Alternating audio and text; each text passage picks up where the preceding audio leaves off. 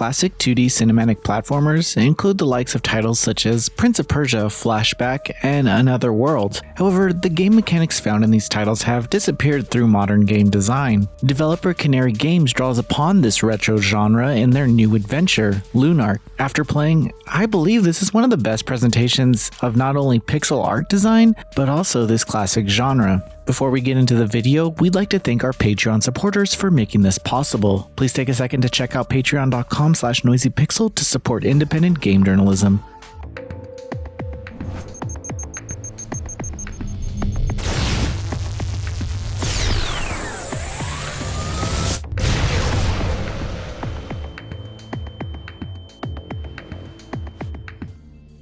Lunark introduces Leo, a carrier with some skills that have yet to be fully realized in the game's opening moments. After being sent on a mission for an artifact, he realizes that someone is out to frame him, or worse, just kill him. Now, everyone seems to have a general idea of the skills that Leo possesses, but the narrative rolls out his backstory across the entire adventure. It's essentially an ode to classic sci-fi movies such as Blade Runner, but also finds inspiration from Back to the Future or Indiana Jones. However, its several callbacks to these films don't overshadow the staying power that the narrative of Lunark has. Every moment truly feels like you are being chased, which is a complete contrast to the almost dungeon-like experience that the opening setting highlights. As Leo uncovers the truth about why he's being framed, puzzles hinder progression. These puzzles are environmental and adventure-based. The adventure puzzles include some switches and piecing together items to unlock new areas, but the adventure puzzles usually have you searching for a requested item, taking down an enemy, or figuring out how to progress through a specific section. The puzzle designs rarely repeat, which adds to the overall adventure feeling like an Indiana Jones experience. I find myself referencing specific puzzles within the game as if they were a scene from a movie, since they are usually tied to a significant story milestone. As for the adventure-based puzzles, I feel like they encourage exploration, which is needed if you'd like to find secret items used to increase your health or upgrade your weapon. Movement in the game is of significant emphasis as it resembles the 2D cinematic genre perfectly. You can't drop from high ledges or you'll die, so you have to lower yourself down. Jumping overall takes some getting used to since you have to line yourself up with the ledge above you to pull yourself up. Still, there's also a running jump and even a roll that can get you through some tough situations. Mastering the movement is a must in this game, but in the opening levels, there are a few advanced sections that push your skills to find some early secrets. Getting accustomed to this movement is important, but I also feel like this is where modern players will be most divided. As someone who has enjoyed many games within this genre, I'd say this is the best implementation of these mechanics that I've ever played. The movement is precise and responsive. Every action I took was with intent, and although you have to time the animation of, say, for example, ducking to avoid damage,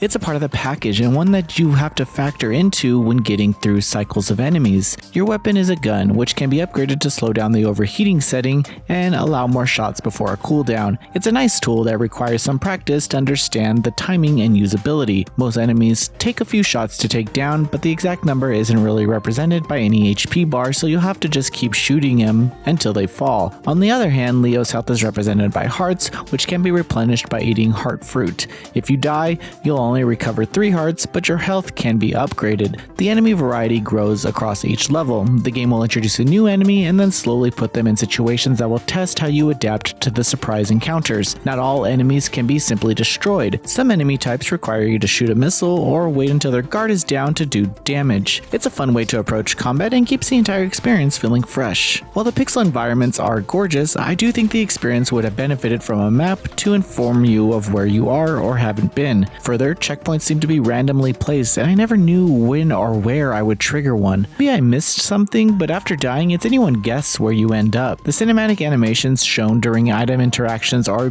beginning of stages are brilliant. They really set the mood for the sci-fi adventure that fits perfectly in with the sound design. There were also plenty of NPCs to interact with who end up sharing much needed information about the world and even about where to go next. Lunark is one of the best 2D cinematic platforms that I've ever played. Regardless of its retro inspiration, it makes its own impact on the genre with fun action, story delivery, and puzzle design. Much like a classic sci-fi film, I was immersed in this experience from beginning to end. Don't miss out on this truly standout video game.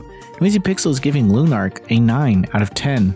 Thanks for watching. This video is brought to you by our supporters on Patreon. Noisy Pixel is run by a group of gamers providing independent gaming coverage through news, reviews, previews, and more. Check out our Patreon to help support our continued growth and subscribe to keep up with all our future content.